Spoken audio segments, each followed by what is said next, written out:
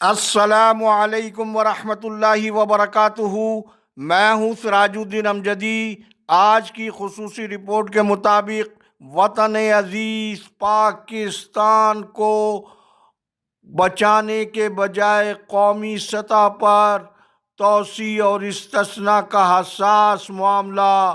محکمہ صحت سندھ تک پہنچ گیا۔ محکمہ صحت میں عطیت کے بعد جناح سندھ میڈیکل یونیورسٹی میں پی ایچ ڈی کا پروگرام جہالت کی نظر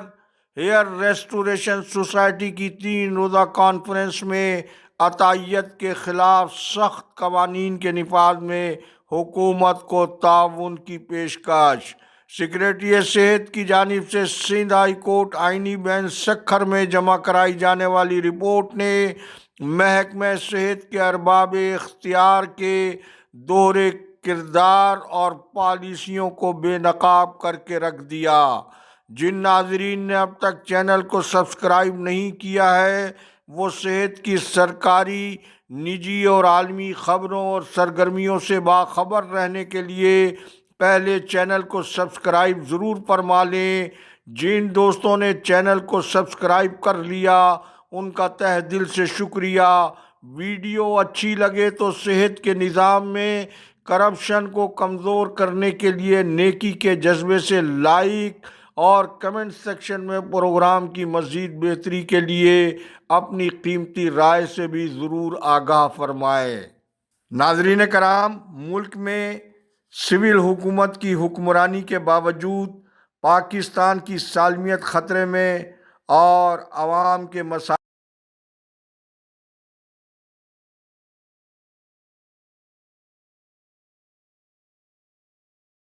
غیر یقینی صورتحال سے دوچار ہیں۔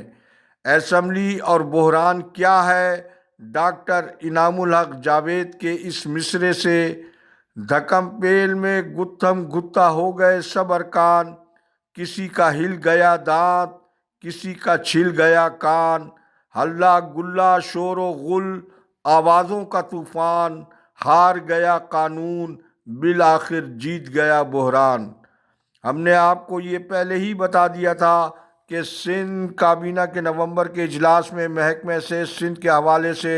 بہت سے انوکھے اور حیران کن فیصلے ہوئے ہیں، جس میں سندھ بلڈ ٹرانسفیوژن اتھارٹی میں غیر قانونی توسیع کا اسکینڈل سندھ کابینہ کے ایجنڈے سے برآمد ہوا ہے، جہاں کابینہ کے تمام معزز ارکان آئین اور قانون کی پاسداری کا باقاعدہ حلف لیے ہوئے ہیں، جس کی اجمالی تفصیل یہ ہے کہ محکمہ صحت سندھ میں آئینی قانونی ادارہ سندھ بلڈ ٹرانسفیوژن اتھارٹی، جو صوبے میں محفوظ منتقلی خون اور خون کے غیر قانونی عمل کو روکنے کا ضامن ادارہ ہے، ڈاکٹر زاہد حسین انصاری کی ریٹائرمنٹ کے بعد ڈاکٹر در ناز جمال کا سیکریٹری مقرر کر کے ادارے کو بازیچہ اطفال بنا دیا گیا، جنہوں نے اپنی تمام مدت ملازمت کے دوران کراچی سمیت غیر قانونی بلڈ بینکس کے خلاف کوئی مؤثر کارروائی اپنی ریٹائرمنٹ تک نہیں کی، بلکہ سابق وزیر اعظم محترمہ بے نظیر بھٹو کے نام سے منسوب پاکستان کے پہلے پبلک ٹراما سینٹر تک میں سرکاری بلڈ بینک قائم نہیں کیا جا سکا۔ نتیجتاً ٹراما سینٹر کی انتظامیہ نے بلڈ ٹرانسفیوژن اتھارٹی کی عدم دلچسپی کی بنا پر فاطمی بلڈ کو یہ بلڈ بینک دے دیا ہے، جس کے کاؤنٹر سے غریب مریضوں کو دیے جانے والے بلڈ بینکس کی مد میں فاطمیت کی انتظامیہ ہزاروں روپے وصول کر رہی ہے، جبکہ ڈاکٹر در ناز جمال نے اپنی حالیہ ملازمت کے دوران صرف خون کے عالمی یوم پر فنڈز کی خطیر رقم ٹھکانے لگانے